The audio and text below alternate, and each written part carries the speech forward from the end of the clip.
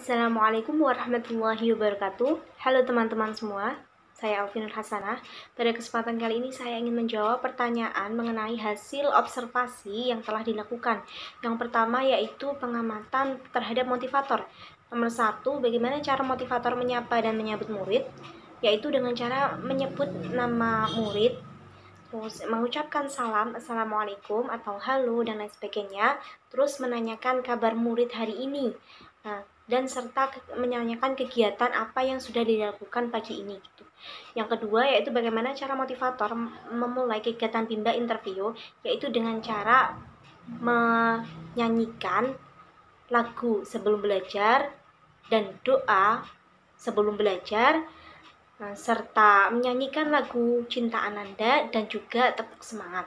Yang ketiga, bagaimana cara motivator membuat suasana kelas itu nyaman dan menyenangkan, yaitu ketika motivator itu bertemu dengan anak, motivator ataupun anak itu harus bertegur sapa, serta tersenyum ketika bertemu. Jika di dalam kelas, yaitu motivator harus selalu ceria, harus selalu senantiasa bahagia agar proses pembelajarannya pun menyenangkan bagi si anak dan akan mencapai kesuksesan.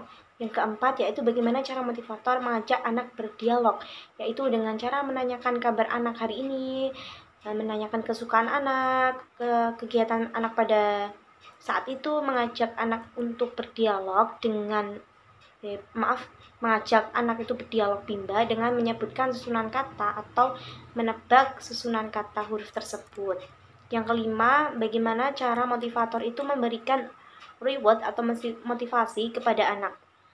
Caranya yaitu dengan melakukan tos 5 jari, dengan bilang kepada anak tersebut bahwa anak tersebut itu rajin, terus anak tersebut itu bagus, mandiri, bersemangat, baik, sip, dan lain sebagainya. Yang keenam, kapan motivator memberikan reward atau motivasi kepada anak, yaitu setiap saat.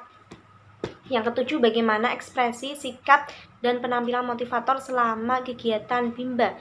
Ekspresinya yaitu seorang motivator harus selalu ceria, sikapnya itu bahagia dan tidak kemudian ya tentunya, dan penampilannya itu harus selalu bersemangat, bahagia agar proses pembelajarannya pun berjalan dengan baik dan anak itu pun akan senantiasa bahagia juga dalam proses pembelajarannya atau bermain sambil belajarnya. Yang ke-8, apa yang dilakukan oleh motivator agar murid itu tidak merasa bosan? Yang harus dilakukan motivator yaitu ketika murid bosan, maka motivator harus mengajak murid untuk misal nih bernyanyi atau menggambar atau bisa juga menanyakan kabarnya hari ini atau menanyakan kesukaannya, atau boleh juga motivator itu bercerita dan lain sebagainya. Yang ke-9, apakah motivator mengarahkan dan membimbing murid melakukan kegiatan bermain baca-bacaan secara berbarengan? Iya. Motivator mengarahkan dan membimbing murid melakukan kegiatan bermain baca-bacaan secara berbarengan. Untuk selanjutnya yaitu pengamatan terhadap murid. Yang pertama, bagaimana ekspresi dan sikap setiap murid ketika bernyanyi dan berdialog dengan motivator pada saat kegiatan pembuka. Ekspresi yang saya tangkap dari murid yaitu murid itu senantiasa ceria dan bahagia serta bersemangat ketika melakukan kegiatan bernyanyi dan berdialog pada saat kegiatan pembuka. Yang kedua, apakah ada murid yang terlihat murung, tidak ceria, dan tidak bersemangat selama kegiatan bimba? Menurut pengamatan saya, yaitu tidak ada. Yang ketiga, bagaimana ekspresi dan sikap setiap murid ketika bermain baca-bacaan dan bermain modul dengan motivator pada saat kegiatan inti? Menurut pengamatan saya, murid tersebut senantiasa bahagia, ceria, dan semangat dalam proses bermain dan belajar, karena dalam kegiatan tersebut itu merupakan kesukaan dan kemampuan serta kemauan si murid itu sendiri. Yang keempat yaitu apakah semua murid mau dan senang melakukan kegiatan yang diberikan oleh motivator? Iya, semua murid itu mau dan senang melakukan kegiatan yang diberikan oleh motivator, karena motivator itu memberikan kegiatan sesuai apa yang disukai dan disenangi oleh si murid. Yang kelima yaitu apakah ada murid yang merasa kesulitan atau tidak mampu ketika melakukan kegiatan yang diberikan oleh motivator. Menurut pengamatan saya tidak ada ya, karena motivator itu memberikan kegiatan atau memberikan materi kegiatan bermain dan belajarnya itu yang disukai dan yang dimampu oleh anak itu.